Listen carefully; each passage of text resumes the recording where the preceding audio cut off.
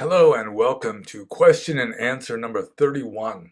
I am your host, Panyo Basa, and today is a day off from work, and instead of becoming a whirlwind of activity on my day off, I've just been like wet, raggy, and lazy.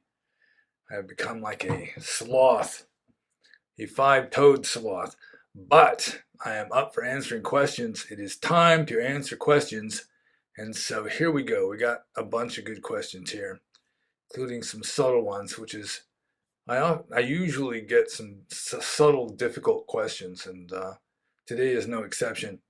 But I'll do my best, I promise. And so, without any further rambling, the first question is from Mary, spelled Merry. And Mary says, "Is there in Vinaya any description of how robes should look like? Maybe a t-shirt could be considered an upper robe." And yeah, there's like very precise descriptions of what a monk's robe is supposed to look like. In fact, I could do an entire video on this if I thought people would be interested enough in the precise rules for sewing robes and making robes, dyeing robes. But yeah, there's lots of rules, and uh, a kosher robe, a robe that is completely in accordance with the rules of monastic discipline, first of all, is a large rectangle of cloth. An upper robe and an outer robe would be no more than 6 spans by 9 spans. Pretty sure it's 6 by 9. And that's according to the Buddha's hand.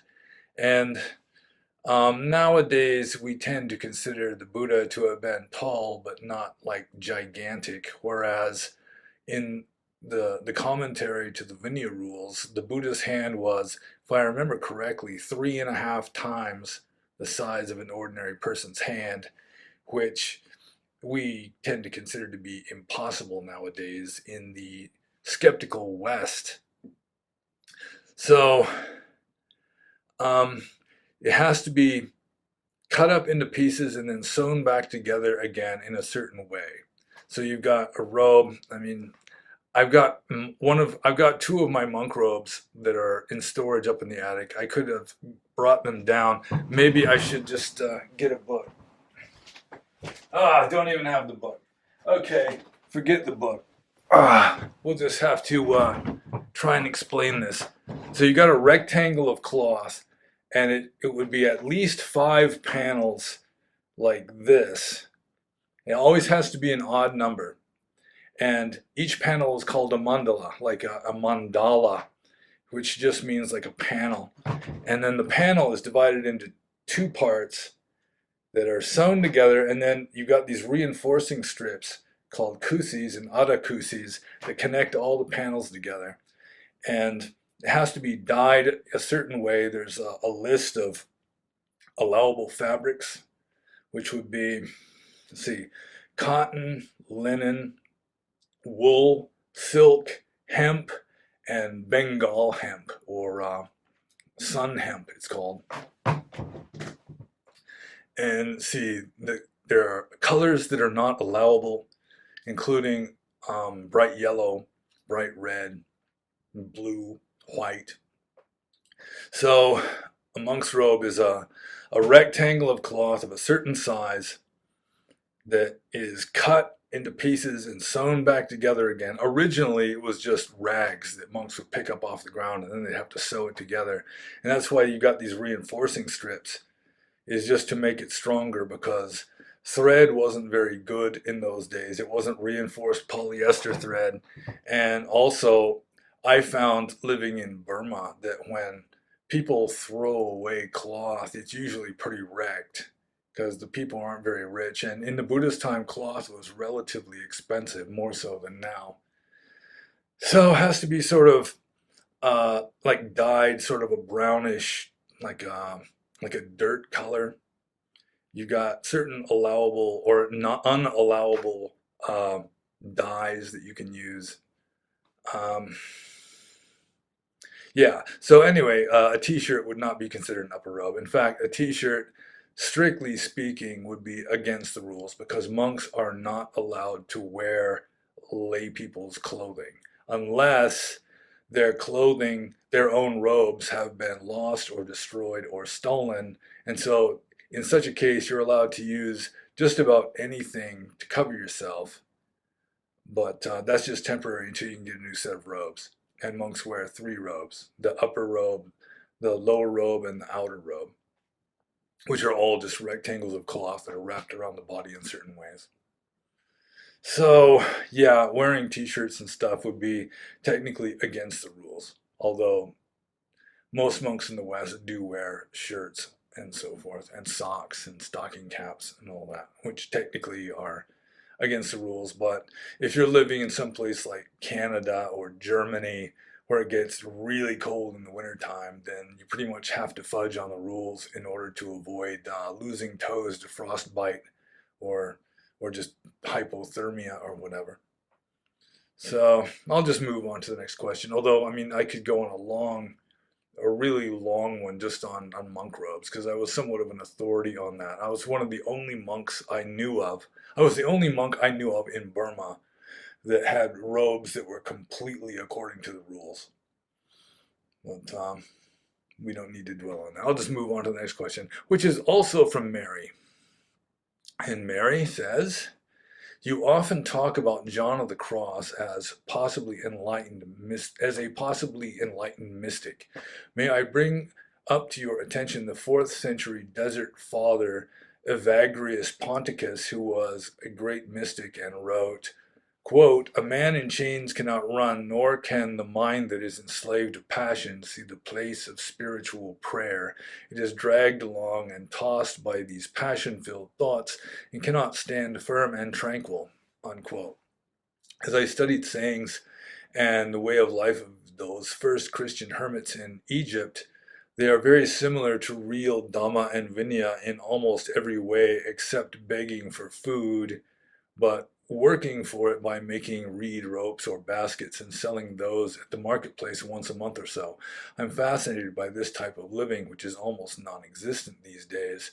Is becoming a true monk in Asia in any way better for spiritual growth than building some recluse shelter in northern Canada or living in a cave in Egypt?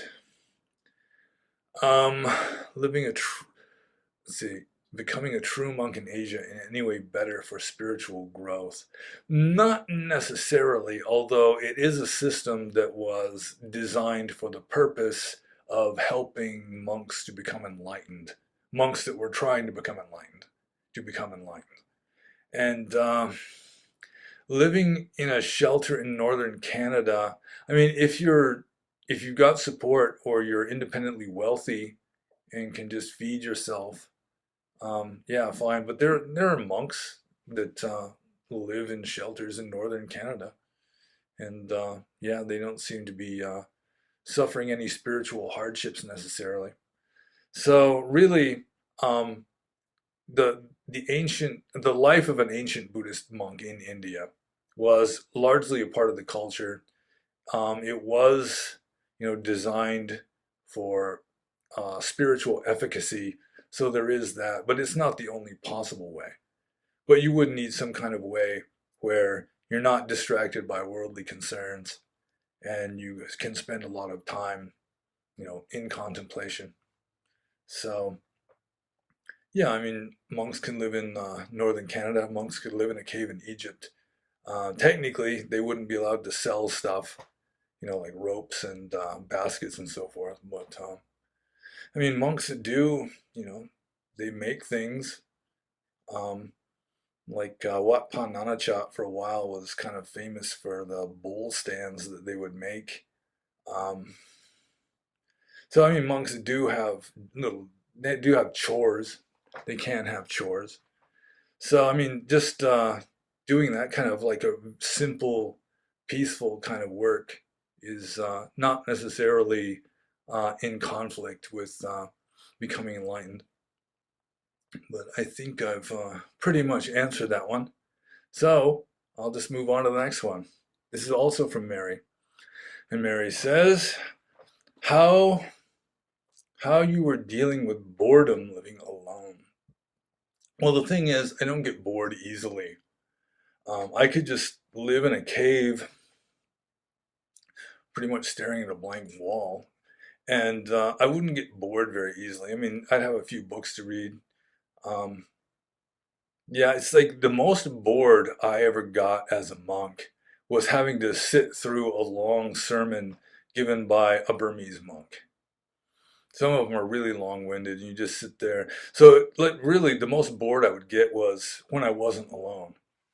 I'd be more bored being with other people that were on a completely different page from me than just sitting alone at ease, meditating or reading a book or watching the ants crawl around or whatever.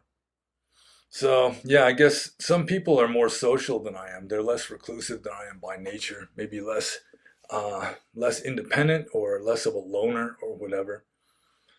So, yeah, they can have real difficulties. Like I've been told that there are a lot of people in prison who really aren't afraid of taking a beating, but they're terrified of solitary confinement. They can just go nuts. They can crack up. But as for me, I think I would might actually prefer solitary confinement if I was in prison. That is, not that I particularly want to go to prison.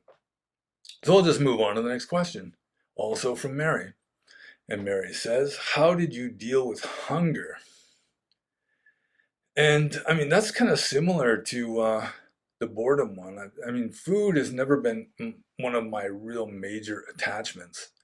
And so I could go 30 years um, just eating one meal a day, and usually like rice and goop, just like an assortment of different kinds of goop all dumped together. Like I'd just take my alms bowl, which is back there on the table, and just go into a village, and it might be 80 people would each put in like a spoonful of rice and a spoonful of curry. And so you get all this stuff just piled on top of each other. Somebody might pour like honey on top of all that, and it would just be glop. And I mean, if it was really, really icky, then I'd just eat until I wasn't hungry anymore, and then I'd have to stop just because it was disgusting. But yeah, it's just hunger really, um, it never really bothered me. I don't know. It's like some people, if they're hungry, they just gotta eat something, or else they're just going to be climbing the walls or something. But with me, it's just a sensation that arises. It's like um, any other kind of discomfort, I suppose. When you're a professional ascetic and you're supposed to just accept discomfort with equanimity, then hunger is a pretty easy one. There's a lot more difficult ones that you're dealing with. Just sitting there meditating, just getting bitten by mosquitoes, and you might have 4 or 5 mosquitoes biting you at any moment. That's more difficult than dealing with hunger, or just sweltering heat so that you're unable to stop sweating ever. That can be worse than being hungry. Um, yeah, so I mean, it's just a personal thing. It really didn't bother me very much. It is kind of interesting though, and just as an aside, that when I was a monk, I did not feel thirst. I just never felt thirsty. I'd have to judge whether I should drink something just by how dark colored my pee was or something, or I'd start feeling kind of like dry mouth and maybe a little dizzy or something. Then I'd know I was getting dehydrated, and then I'd drink something. But since I have come back to the secular world and I'm working for a living, I actually feel thirsty sometimes, which is, in a way, you could be sort of symbolic that the cause of all suffering in Buddhism is tanha, which literally means thirst. But that's not necessarily any kind of symbolism at my expense. It just could be just a coincidence.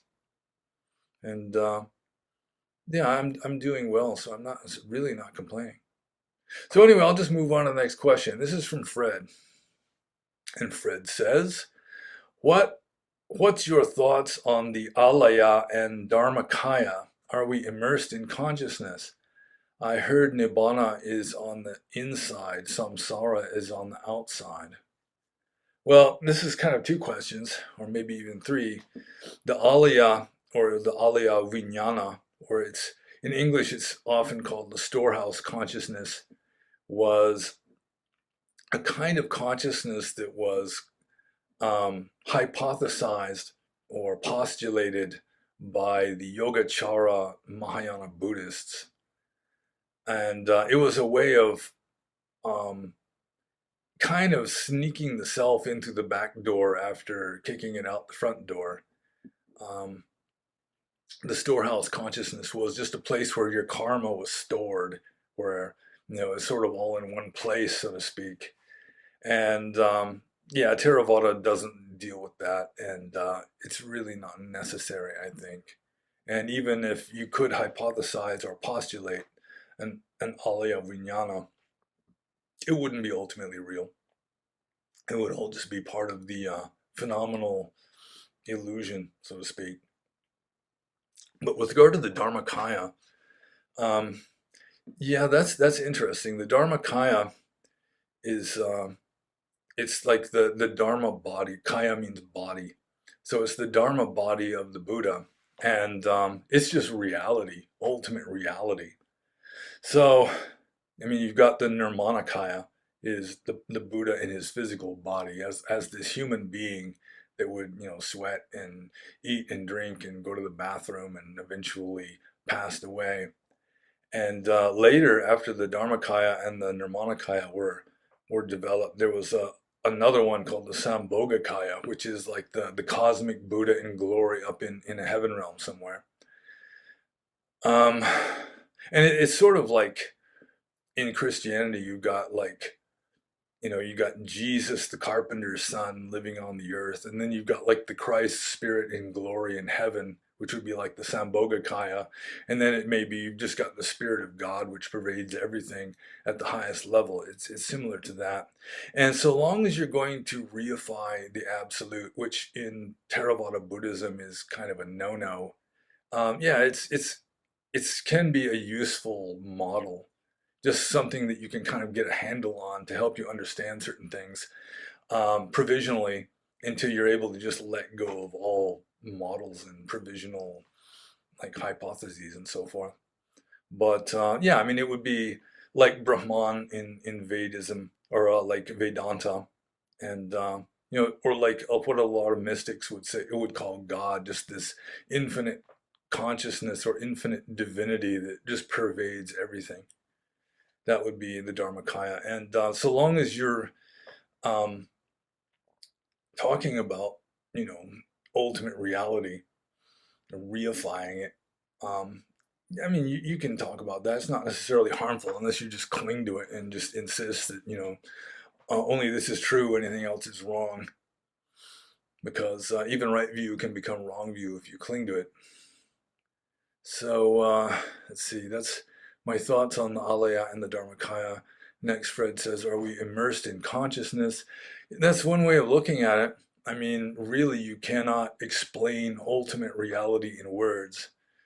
So you can use that as like a working hypothesis until you've reached the point where you can just let go of all conceptual, figurings out of things. And then you just live it. You're just immersed in it. You might be immersed in consciousness for all I know. So yeah, I mean that would be like the Dharmakaya. We are immersed in consciousness, or that's what Vedanta teaches. That's indicative of some of the back and forth between Vedanta and Mahayana Buddhism, like in early medieval times in India. There was a lot of borrowing of concepts and sort of going back and forth like that. Let's see, and then he says, I heard Nibbana is on the inside, samsara is on the outside. Um, yeah, I mean, I've said something similar where, um, especially from a Mahayana's point of view, nirvana is the essence, the underlying essence, and samsara is the outward form. So, like the simile of the block of marble that I've mentioned several times in these Q&A videos. You've got this block of marble that contains within it every possible statue, including and every impossible statue too, maybe. And the statues would be samsara, and just the block of marble itself, the formless stone, would be ultimate reality or nirvana. And so, yeah, nirvana would be the essence of reality or the essence of the world in from that point of view.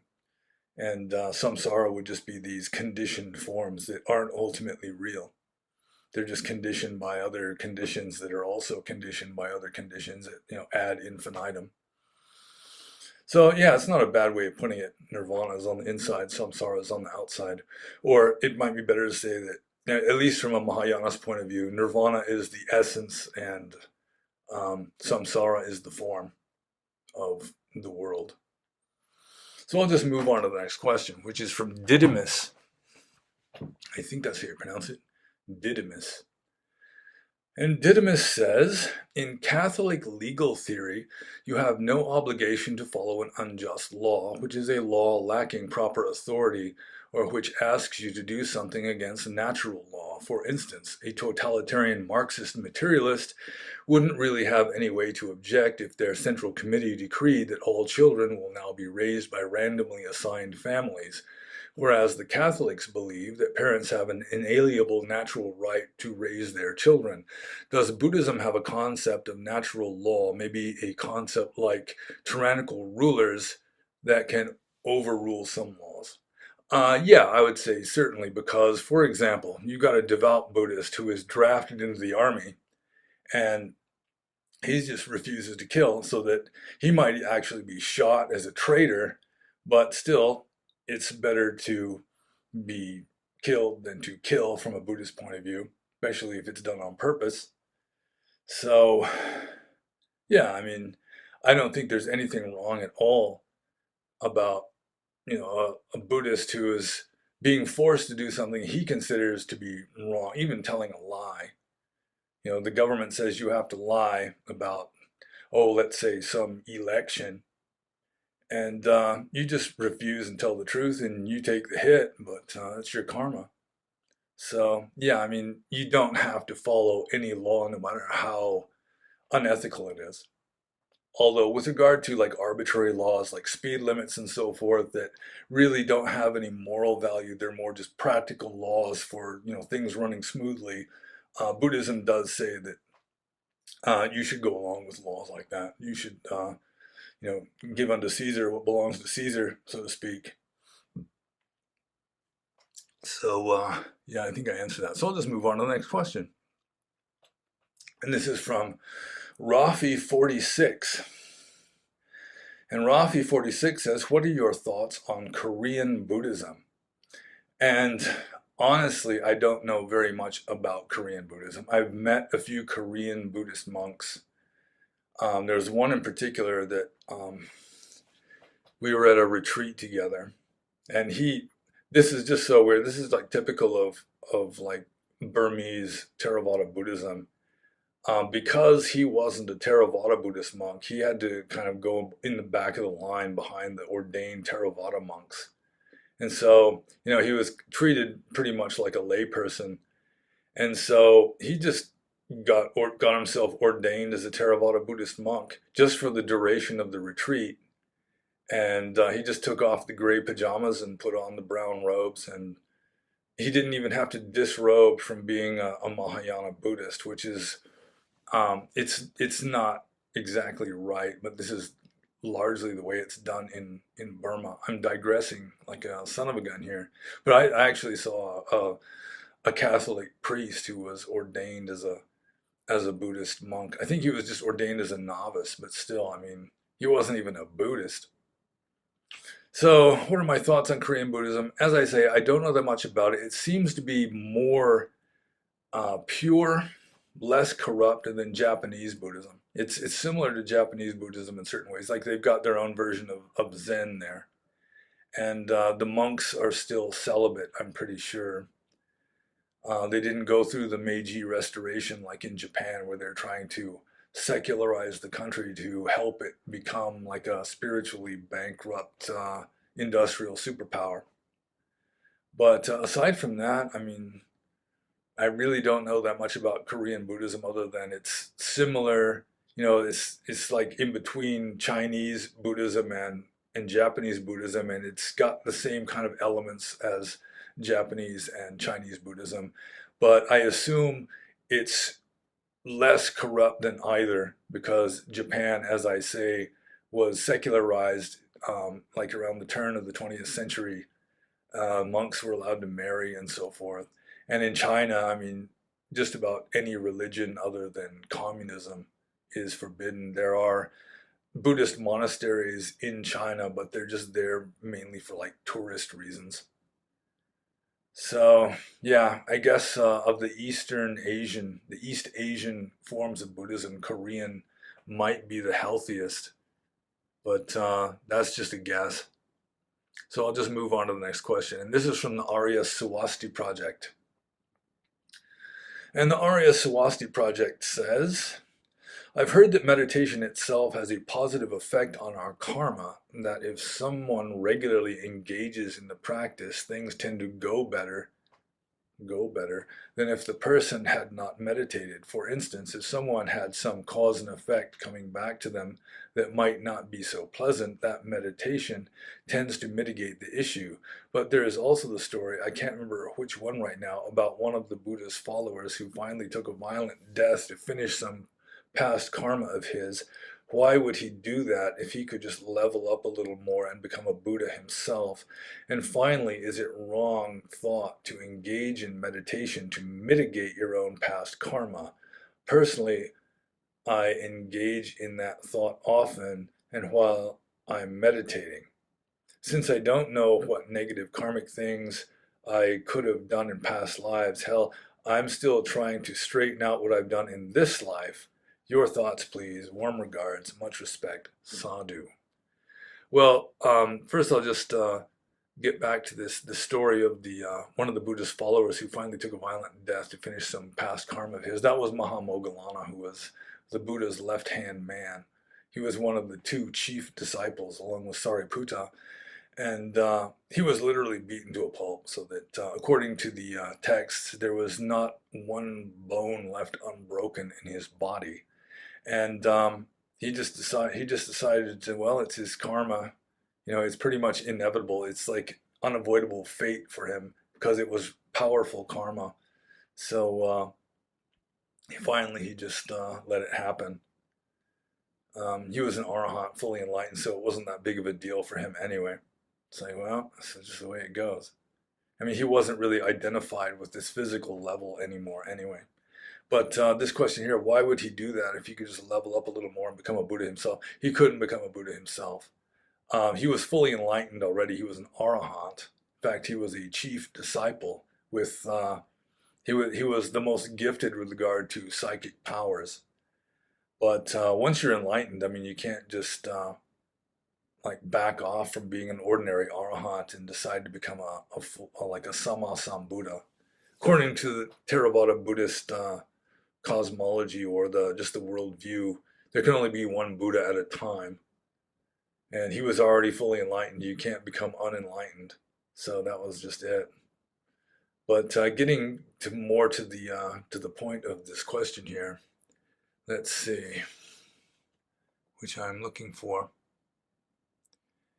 Let's see. Why is it wrong thought to engage in meditation to mitigate your own past karma? No, of course not. In fact, it is encouraged. You get good karma for meditating, especially if you're meditating correctly. You get good karma for acts of generosity. You get good karma for keeping precepts, and all of that is encouraged. And one of the main reasons it is encouraged is because it is conducive to your happiness in the long run, which means it's helping your karma. Like there's a famous sutta, I don't remember which one, but the Buddha is talking about your bad karma from your past is like a handful of salt, and if you pour that handful of salt into a glass of water, then the water's so salty you can't drink it. But if you pour that same handful of salt into a pool of water and dissolve it all in, you might hardly be able to taste the salt at all. And he compares that to bad karma and good karma, where if you've got bad karma, the best thing you do is just do as much good as you can to dilute down the bad karma in your life. And meditation is one way of doing it. So yeah, there's no problem at all with that. So go for it. And I'll just move on to the Arya Swasti Project's next question. He says, I assume it's a he. Hypothetical. If someone had, let's say, legal obligations, such as an ongoing order from the courts for child support, thankfully, in parentheses, he says, thankfully, I'm not obligated by anything of the such in quite a while. And that's the parenthetical aside here. I recall the story of the monk you told that the mother of his child put the infant in front of him and he continued to meditate and not father the child. In other words, he would have just let it starve. But let's say that this person had all the qualifications to become a real deal Theravada monk, but still had those obligations. How would a monk with no job pay this or handle this? Or would it be handled for him? Warm regards, much respect, Sadhu. Well, getting back to that famous story, I think it's in the commentaries of this man who left his wife and child to become a monk, to renounce the world and strive for enlightenment. And he's sitting under a tree in a park meditating, and the estranged wife comes with the baby and just sets it down in front of him, and then she leaves. But I mean, it she's watching. She's like watching from behind a tree or something to see what he does. And when he just ignores the baby, she eventually comes back and picks it up and goes away. So it could be that the meditating monk, I mean, he maybe knew that his wife wasn't just going to leave the baby there to die of exposure. So it wasn't necessarily that he was just going to let it starve. I mean, it may be that if she really left, he might at least try and do something with the baby, find somebody to take care of it, maybe some faithful supporters or something. Um, but setting that aside, let's see. Let's say the person had all the qualifications, become a real deal Theravada monk, but still had these obligations. How would a monk with no job pay this or handle this? Okay, there are conditions for a monk being ordained. And like, for example, a runaway slave is not allowed to be ordained. Like a runaway soldier, like a soldier just goes AWOL and tries to be ordained, that's not allowable. A debtor who owes money to somebody is not supposed to be ordained. Someone who does not have the permission of his parents, if they are still alive, is not supposed to be ordained. I mean, you have to be a biological man, at least 20 years old from conception, which means you have to have your cojones. And then see, there's a few others. You have to be a human being, for example. You're not allowed to have certain diseases like leprosy, and there are reasons for all this. But with regard to a monk with obligations for, if he is obligated by the government to pay child support, then he's essentially a debtor. I mean, as soon as it comes due, he is in debt. So he'd have to clear that up somehow, make arrangements for somebody to pay it, or, get his wife to agree to, let him do it and not pay the child support. But if he is legally obligated to to like pay child support or pay money to somebody, he doesn't have all of his affairs settled, then he really can't renounce the world, because there's still going to be these strings attached. Some of them legal strings, some of them legal strings that can cause the sangha to have a bad name, a haven of criminals. And I mean, it does happen. Like there was a Cambodian monastery in Stockton, California. I heard about it. I've never been there, and I heard about this a long time ago. It's different now, but there was the Cambodian Sangha Raja was living in exile there. And as an aside, um, some people from the Star Wars movies came and were following this old Cambodian monk around for several days, recording the way he talked and his mannerisms and so forth. And they based Yoda on him. But that's a total aside. But it was like there were a lot of Cambodian gang members in Stockton. Now, I've read, I don't know if it's still true, but Stockton used to be the city with the most gang violence of any city in America, which is saying something. So the Cambodian gang members, if like the police were after them, if it was just things were just getting too hot, they'd hide out in the monastery. They'd be ordained temporarily, and they'd still have guns and they'd have their hot rods and everything.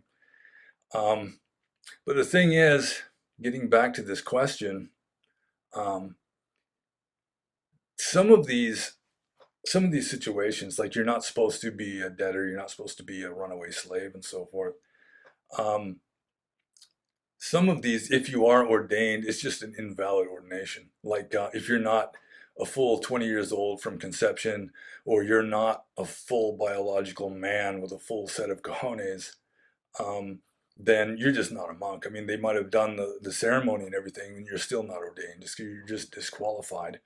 But some of these other ones, like I knew a monk whose parents were like evangelical Christians, and they just would not consent to him becoming a monk. But the monk who ordained him anyway said, "Well, we're willing to take the hit," which meant that the ordination was still valid. It's just that the monks who participated in the ordination were guilty of an offense that required confession, so they just took confession afterwards. And with regard to a monk who owes child support, I don't remember. I think it would still be a valid ordination. It's just that the monks who ordained him were guilty of an act of wrongdoing. But I think I pretty much answered that question. So I'll just move on to the next question, which is from Numa. And Numa says, "What's your take on the ethics of teaching Buddhist meditation practices to people who have no understanding, ignorantly or willfully, I mean?" Okay, I'll start over. I misread his question.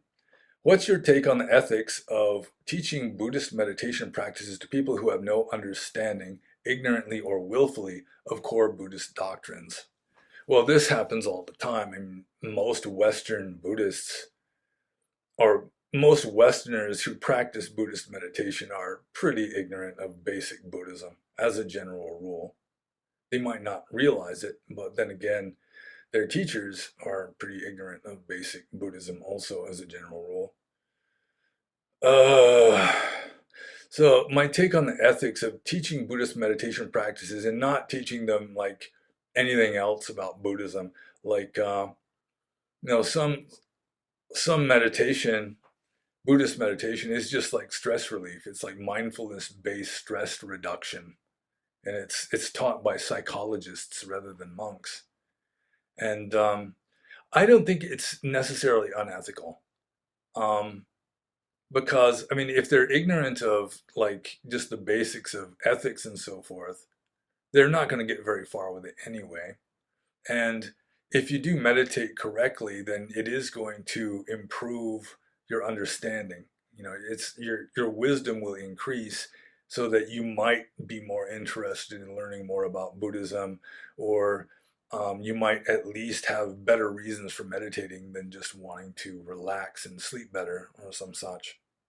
So yeah, I do not consider it to be unethical to teach only Buddhist meditation practices and not like the other foundations of the whole system.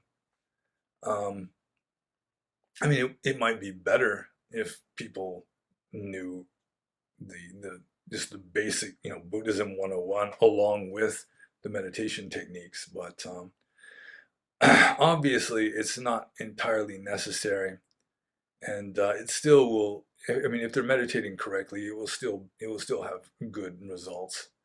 So, yeah, I really don't see a problem with that, unless all they do is just meditate without knowing anything about Buddhist philosophy, and then set themselves up as teachers of Buddhism and not just this one meditation technique that they got good at. So that would be sort of an ethical problem, and we're dealing with that in the West now, where you've got academics who care more about just all the politically correct stuff more than they care about Buddhism, and they're setting themselves up as Buddhist teachers and just turning Buddhism into, you know, Buddhism flavored social justice. And I mean, just about every spiritual system that has found a place in the West is being subverted in the same way. But I talk about that a lot, so most of you who are familiar with what I talked about already know this stuff. So I'll just move on to the next question. That's from Toronto Nat. And Toronto Nat says, what do I do if I find myself torn between Christian and Buddhist practice? Well, I mean, there's a lot of overlap. Both Christianity and Buddhism teach you that you should do good and avoid doing evil and be generous and tell the truth and don't go around murdering and raping. Don't kick puppies. So a lot of it is just overlap. I mean, it's if you read the writings of someone like Saint John of the Cross or Meister Eckhart, even the contemplative practices, like the advanced yogic practices, were very similar between Buddhist monks and contemplative Christian monks. So, I mean, there's a lot of overlap, and mostly the differences are in the theory that sort of guides the practice or gives an excuse for the practice or whatever. So, I mean, if part of your practice is venerating Jesus or the Virgin Mary, then yeah, I mean, there's obviously a certain amount of friction between that and Buddhism. But read Saint John of the Cross, and I mean, he's almost a Buddhist. He might have been a fully enlightened one too, and he was certainly, as far as I can tell, a master of jhana. He was just a meditation master. So let's see. Um, yeah, the practice is really not the issue. It's the theory that, I mean, they're just not compatible. The practices are largely compatible, but the theory is not compatible, and you're just going to have to choose what works for you. I mean, what can you really deeply accept? And it's not just this superficial thing, but you can have like a deep conviction or confidence in it. And if it's Christianity, well, bless your heart, you just go with that. Um, just choose one or the other, or if you're able to somehow reconcile them. I mean, they're not, the theory part isn't entirely reconcilable. It's like, if you think that you can only go to heaven through Christ, then Buddhism would be sort of disqualified just from that. So yeah, you're just gonna have to, what is it? I mean, setting aside the practice, I mean, that's really not the problem as far as I can see. It's the theory that you're gonna have to work out for yourself. I mean, what is it that you can deeply accept? What is it that just resonates with you? I mean, what is more acceptable to you? And if both are acceptable to you, then maybe you can just somehow juggle the two. But I'll just move on to the next question. I hope I didn't just confuse Toronto now. This next question is from Thur.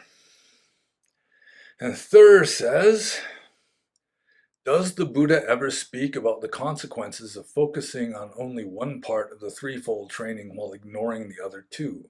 This is sort of like a Numa's question. So I'll just, now that I've interrupted myself so rudely, I'll start over. Does the Buddha ever speak about the consequences of focusing on only one part of the threefold training while ignoring the other two? Does the development of one lead to a concomitant development of the other two, or is there a hierarchy of importance among the three parts such that a development of one by itself would bring one closer to liberation than a development of the other two by themselves? And then he says, you can choose to read this part or not. For example, I try very hard to be virtuous and follow the five precepts, but I am a rotten meditator and hold views in conflict with right view, at least according to an orthodox Theravada perspective. A monk who spends all of his time studying and obsessing over Abhidhamma might be an example of someone proficient in knowledge but lacking in meditation and virtue. Then there is what seems to be the most common today, especially in the West, which is someone who practices and may even be very skilled at meditation, but who rejects central teachings or flouts sila. Which of the three is closest to liberation? Closer than all three might be someone like John of the Cross, whom you have mentioned before, a couple minutes ago, who was seemingly highly developed in both meditation and virtue, but who, from a Buddhist perspective, lacked right view on account of his Christian beliefs. Okay, so in Buddhism, you've got a kind of trinity. Sila, Samadhi, Panya. That's three. Sila, which is morality. Samadhi, which is concentration in this case mostly meditative concentration, and panya, which is understanding or wisdom. And according to the just orthodox Theravada, you have to have purity of morals before you can have purity of mind. You have to have purity of mind before you can have purity of wisdom. So it would be sequential. You have to start with morality. If you try to start with meditation without having pure morals, you're not going to get very far with it. That's the orthodox view. But I don't necessarily see it that way. I mean, some people have just got a talent for meditation and they can go into deep meditative states without bothering much with keeping five precepts, especially if it's just like, drinking alcohol sometimes, something like that, swatting mosquitoes, not something like outrageously evil.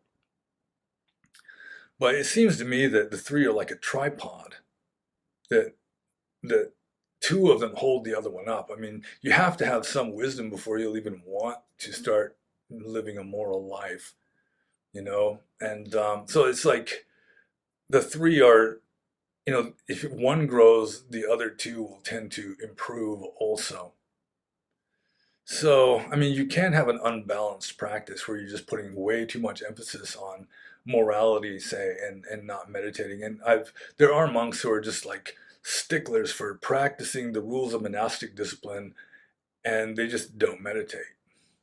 So they're just kind of like stuck at the basic level, at beginner's level almost. Um, Well, of the three, obviously, it seems to me obviously the most important is wisdom because that's what gets you enlightened. I mean, if you can somehow wrangle wisdom without having the morality or the meditation, then yeah, I mean, you might be like Osho or something where you're just this rascal involved in sex scandals and so forth, but still, you might still have wisdom of some sort. But I generally consider it to be like it's like a tripod. And so if one develops, the other two tend to develop at least to some degree. Let's see. Does the Buddha ever speak about the consequences of focusing on only one part of the threefold training while ignoring the other two? To some degree. I mean, I don't remember a sutta that really addresses the issue the way this question is asked. Although, I mean, there are cases like in the commentaries, the Dhammapada commentary, there's the story of pointless Potila, where there was this monk named Potila who had mastered the scriptures, which is an anachronism because when the Buddha was alive, he didn't even have scriptures yet. There wasn't a Tipitaka yet. But this, according to the story, this Potila just mastered all of it. He was just a complete scholar, and he followed the rules and everything. But the Buddha would always call him pointless Potila, Tucha Potila, if I remember the Pali correctly. He just, come here, pointless Potila, go, pointless Potila. He's walking by, there goes pointless Potila. And he's essentially making fun of the fact that Potila just wasn't a meditator. I mean, he was spending all of his time studying and just mastering the doctrine and not really, not meditating. So, I mean, you have to have all three, according to Theravada, one leads to the other, which leads to the other. But, I mean, ultimately, according to Theravada, you have to have all three. You should perfect all three if you're going to become fully enlightened. That's just orthodox. Although, as I was saying, I'm a little skeptical of that. I mean, it seems to me that, for example, I mean, you just have to have the wisdom to to want to keep the precepts anyway, and a certain amount of concentration helps you to keep the precepts, and it's just all sort of interconnected. So I'll just move on to the next question, and this is from Rob495, and Rob495 says, "Have you ever considered Alzheimer's?" This is a weird question. Have you ever considered Alzheimer's as a kind of upgrade in terms of reduced mental activity and also sometimes a shift in personality, i.e., miserable person becomes like a happy child when they have Alzheimer's? I have a theory that some of those historically named as saints may have been persons that would find themselves locked up today due to Alzheimer's.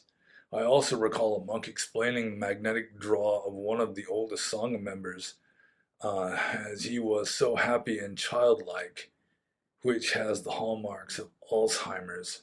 Cheers. Um, this is maybe slightly a digression. I used to know this monk who was like totally strict. I mean, he was like a Buddhist Rambo.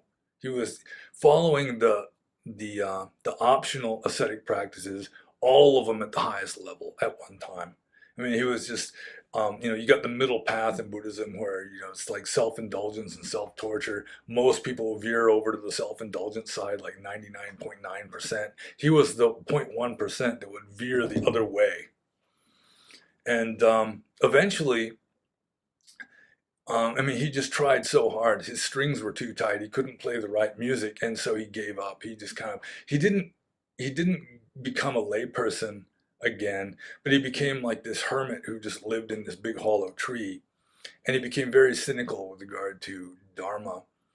And he had a similar example to this Alzheimer's theory, where there was a guy in Thailand who was cleaning his ears with like something that was too pointy, and he like perforated his eardrum, and it caused an infection in his brain, and he just became like completely blissed out. He's just like quiet and smiling, and this monk turned hermit who was kind of cynical about Buddhism because he dropped out was saying, well, there he's like an arahant. He's what's the difference?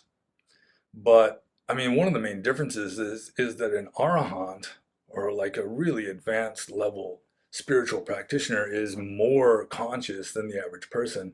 And I don't think you could really say that with someone with Alzheimer's who doesn't even recognize their own family anymore. I mean, I wouldn't say that, the current president of the United States, Joe Biden, is wiser than he was 15 years ago.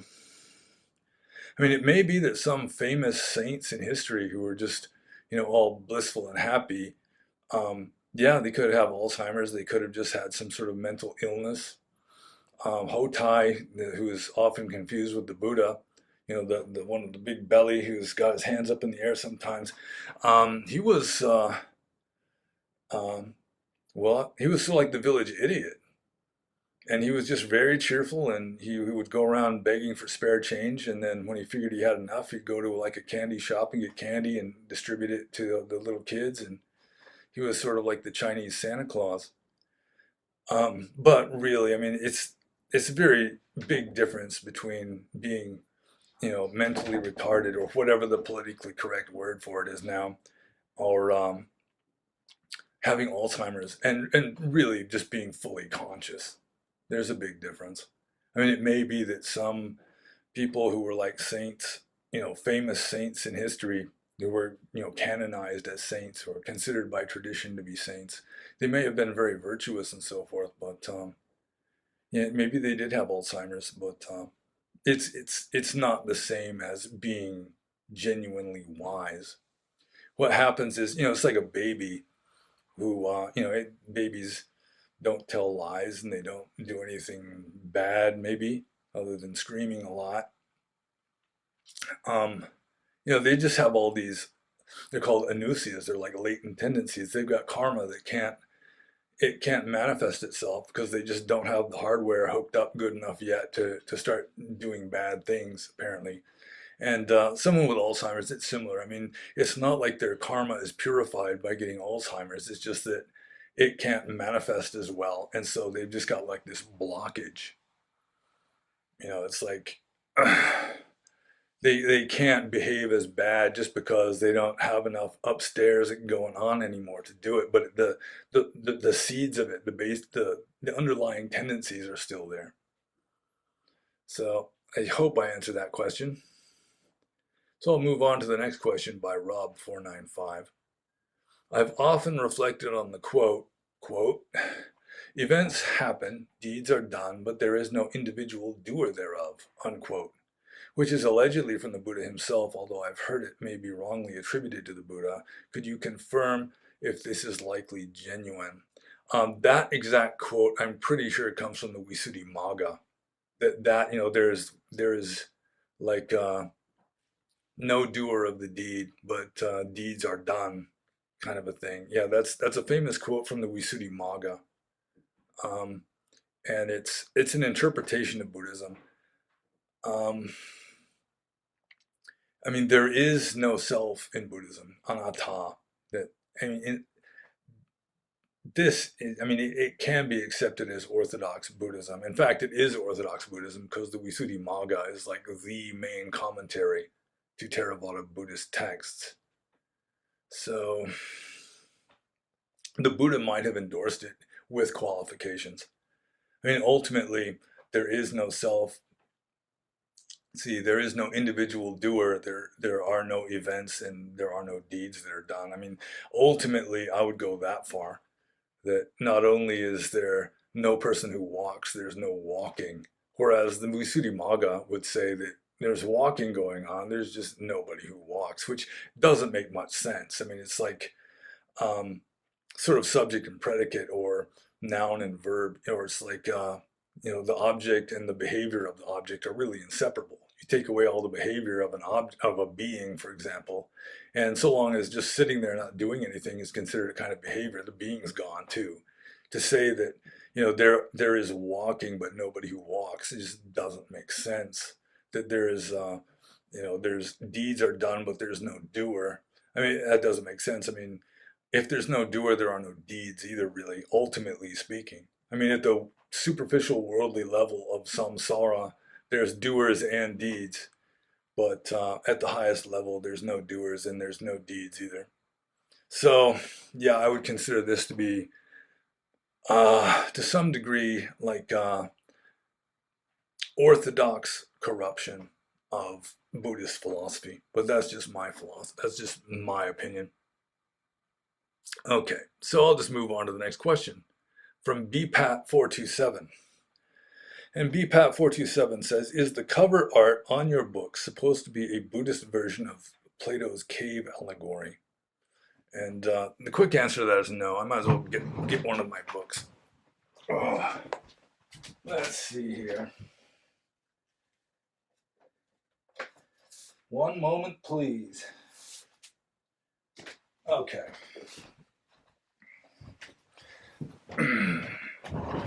So here's the cover of my book, and the other two have essentially the same illustration, just in different colors. See? Might as well show you the whole thing. I can hype the book at the same time as I answer the question. So that picture there is just, it's like an impressionistic version of the famous monk in, I think it was Saigon, before the Vietnam War started, who immolated himself.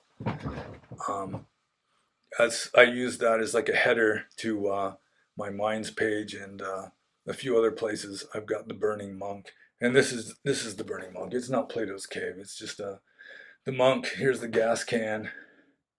See, and he poured it on himself and lit himself on fire to protest the Roman Catholic government of South Vietnam at the time.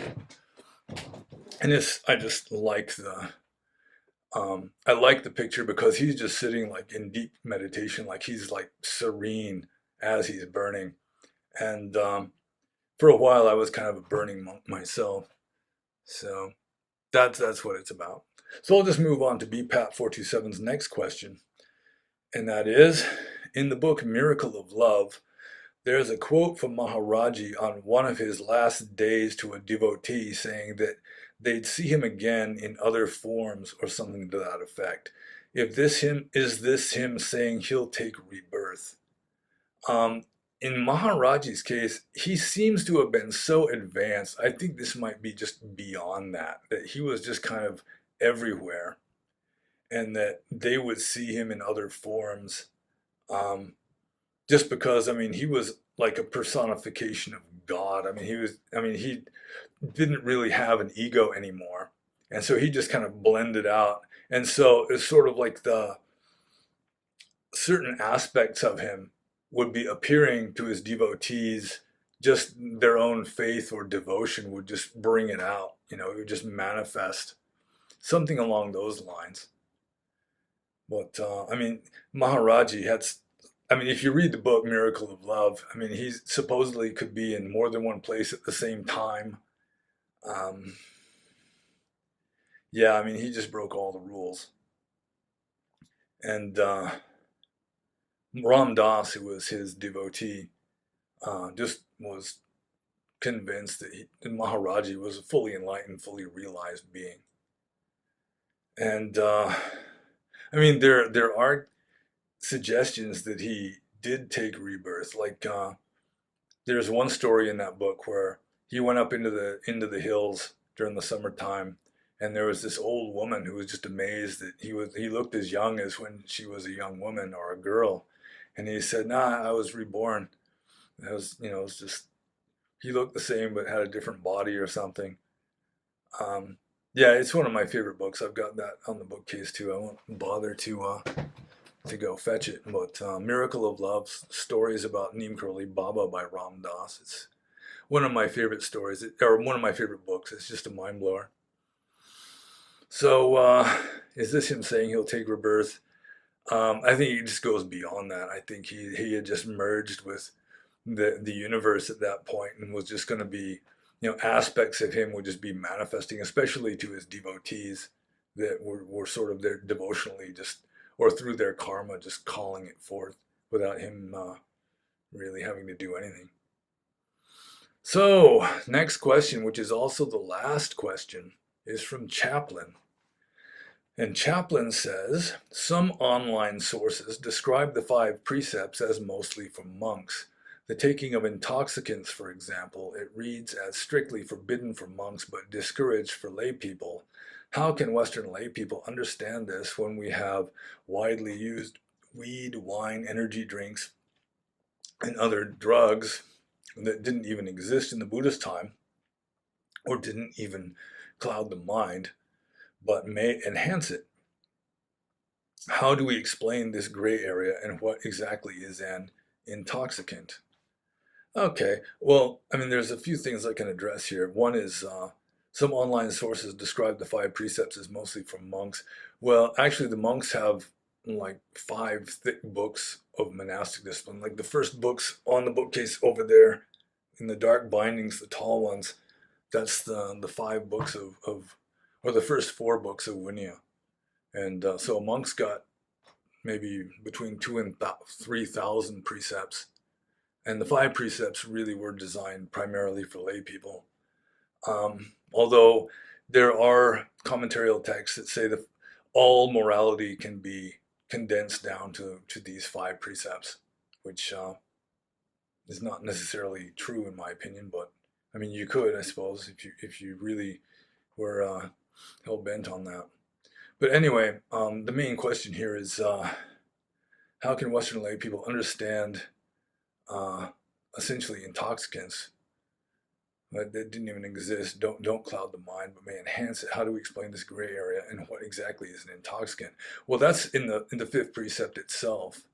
I undertake the precept to abstain from, let's see, ale, wine, and intoxicants which cause cloudedness of mind or heedlessness.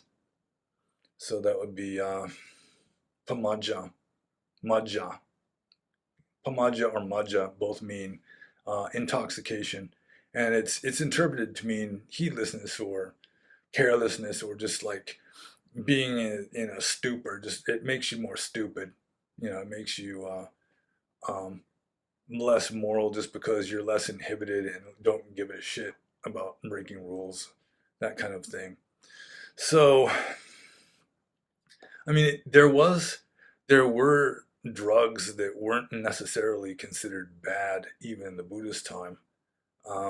Like the Brahmins were taking this drug called soma, which is never really denounced in the text, although it may be that the soma sacrifice had already become past history by the Buddhist time. But there is mention of cannabis in the books of monastic discipline. It's called banga, and it is allowable as a medicine. And monks are even allowed to own a pipe for inhaling fumes of medicinal substances.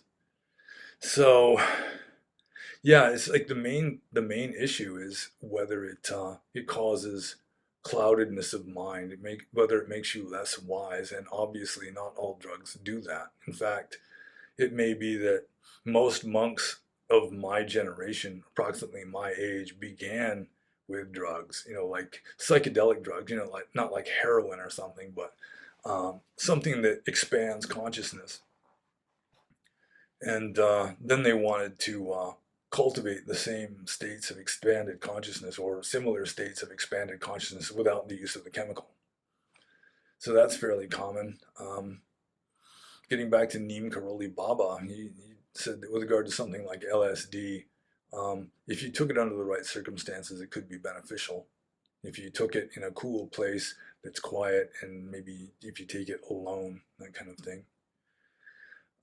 So yeah, it's like I think most monks don't really have an issue with caffeine, for example. Monks sit around drinking tea all the time, and it may be when, I mean, at first there might have been a controversy, sort of like in Islam when coffee first got discovered. Some of the imams were wanting the death penalty for drinking coffee, but people like coffee so much that that one didn't work out for the imams. So yeah, it's whether it makes you clouded of mind, makes you less conscious.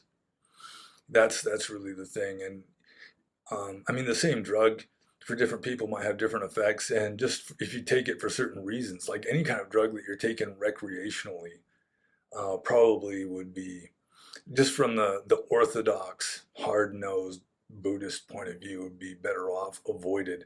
But then again, if you're really following strict, hard-nosed Buddhist ethics, you wouldn't even put salt and pepper on your food to make it taste better. That's just wallowing in sensuality, listening to music. Just, I mean, it's very, very subtle. If you really want to take that route, and you're probably better off as a monk if you really want to just go full blast. So yeah, I mean, the main point is if it makes you stupid, if it makes you less wise, if it makes you foolish, then you shouldn't do it, whether it's a drug or anything else. And if it makes you more alert, especially if it's non-addictive, then yeah, I mean, drinking coffee in the morning is not bad. Drinking a Red Bull, I already finished mine, is not bad necessarily. Tobacco is a tricky one because a lot of monks smoke tobacco, including some Thai monks that were considered to be fully enlightened, like Ajahn Mun. I guess he chain smoked. And so in Thailand, it's just considered, of course, it's okay to smoke tobacco because Ajahn Mun did it and he was a fully enlightened being. And if fully enlightened being does it, it's okay. But I think if tobacco was in India in the Buddhist time, the Buddha, I think there's a very good chance he would not have allowed it, just because it is literally an addictive drug, and a person who smokes tobacco regularly is literally a drug addict. So anything that causes addiction, anything that causes any kind of like intense craving or clinging, is obviously not going to be good from a Buddhist point of view. So there's that too. And I have finished answering the questions. Whether I answered them well or not is another matter, but I did my best. And until next time, be happy.